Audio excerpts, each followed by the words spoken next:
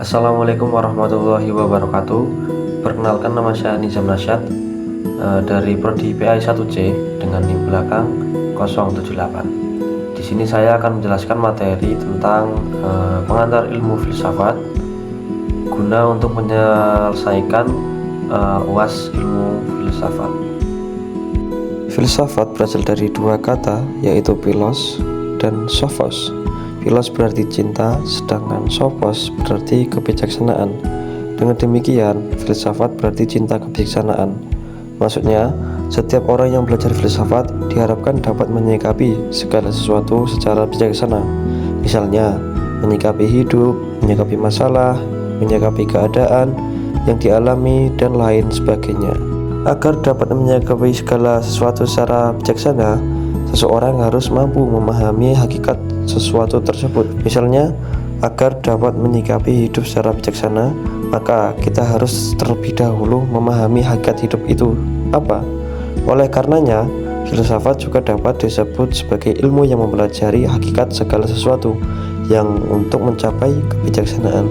Apabila seseorang mampu memahami hakikat sesuatu, diharapkan orang tersebut mampu menyikapi secara bijaksana, yaitu dengan sikap yang baik dan benar.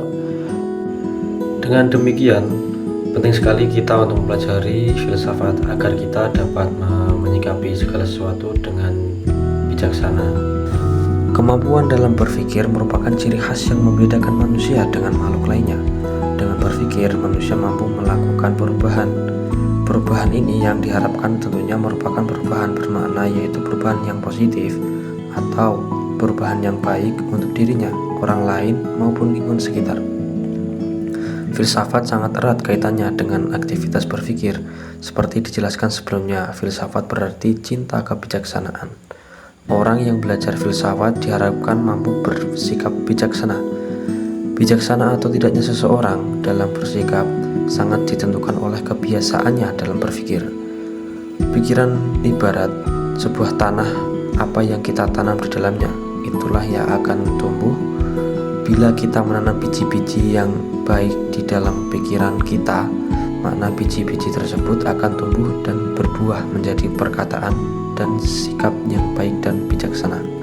Oleh karena itu, agar kita mampu bersikap bijaksana, kita harus terlebih dahulu belajar dan membiasakan diri untuk berpikir secara filosofis. Berpikir secara filosofis ibarat kita sedang melakukan penyeleksian atau memilih bibit-bibit unggul yang akan kita tanam dan kita tumbuh kembangkan di dalam ladang pikiran kita. Hal ini penting dilakukan karena baik atau buruk pikiran seseorang, selain akan berpengaruh terhadap sikap, juga lebih jauh lagi akan mempengaruhi baik atau buruknya hidup yang dia jalani. Sebagai contoh, ada mahasiswa yang bernama Doni. Sejak awal perkuliahan, dia sudah berpikir negatif terhadap mata kuliah filsafat ilmu. Pikiran negatif itu diantaranya berpikir bahwa filsafat adalah mata kuliah yang sulit, membosankan, tidak jelas, bikin pusing, dan seterusnya. Akibat bersikap pikiran negatif tersebut, ia akhirnya bersikap yang tidak baik, seperti menyepelekan dosen, malas-malasan dalam memahami dan menanggapi materi yang diberikan, dan sebagainya. Akhirnya membuat dia tidak bisa mengikuti perkuliahan dengan baik. Efek jangka panjangnya, ketika pikiran dan sikap negatif itu tidak diperbaiki, maka Doni ini tidak bisa memahami materi filsafat dan hidupnya pun tidak baik. Dalam arti tidak mendapatkan ilmu dan nilai jelek. Begitulah contoh sederhana bahwa kebiasaan berpikir sangat berpengaruh terhadap sikap dan hidup seseorang.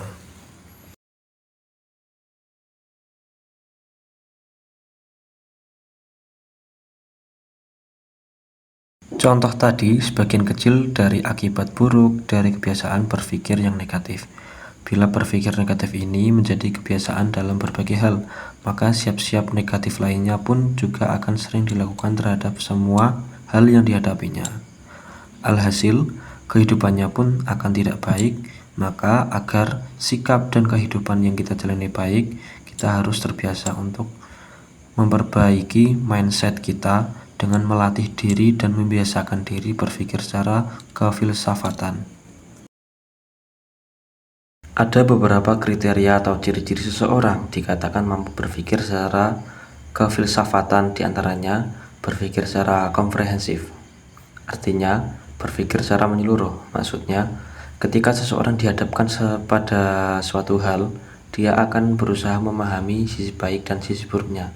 Setelah itu, dia akan mengambil hikmah dan mengambil sisi baiknya untuk ditanamkan dalam pikiran dan ditumbuh kembangkan dalam sikap dan perilakunya.